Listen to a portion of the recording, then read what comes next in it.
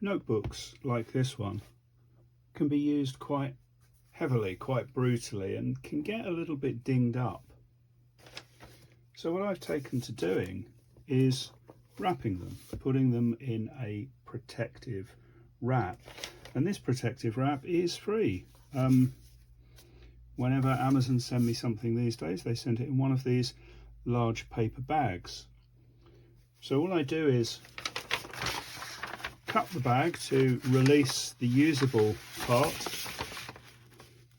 cutting away the top, the bottom, cutting down the seam, and then removing any part of it which is unrecoverable because it's got sticky address labels on it.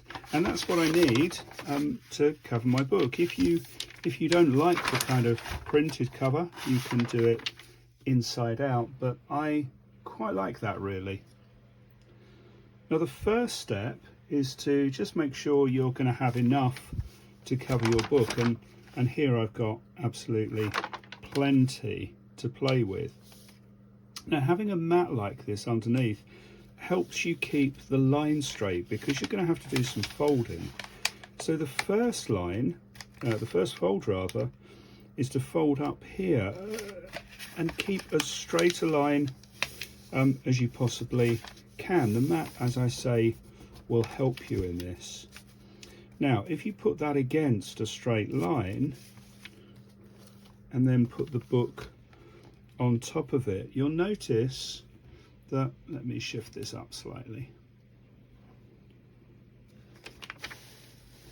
You'll notice that what I've done is I've placed the book just a couple of millimeters up from the bottom, and then I'm going to grab the top of the paper and sort of fold it against the edge of the book, and I'll do that at both ends,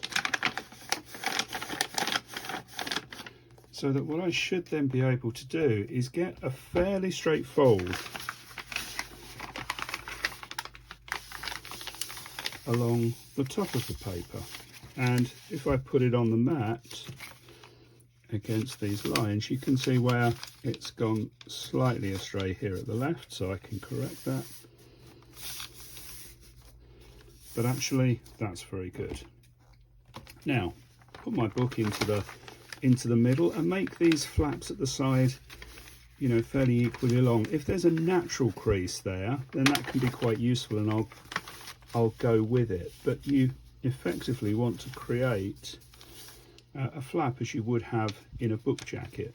Now you'll notice if you lift that flap up, you've got these little bits here that form a kind of a tube, and you can slide the cover of your book into that tube, put it tightly within, and then at the back you can lift to indicate where you need to fold, open it up,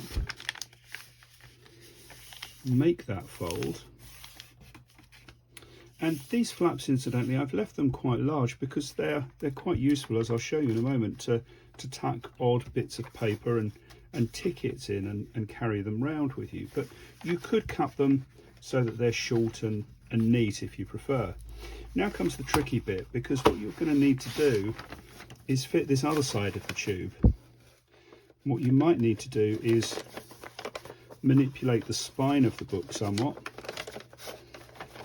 to slide that in, and then you can close it and you have a fully protected book. And this flap here at the front and this flap here at the back are very useful for slipping in loose notes or a couple of index cards or business cards even to carry around with you. So hopefully you found that useful, and your books will now travel with you feeling a little bit more protected. You can also do that with your printed books as well, with your works of fiction, with the added benefit that nobody can tell that you're reading something which doesn't quite match your reading age.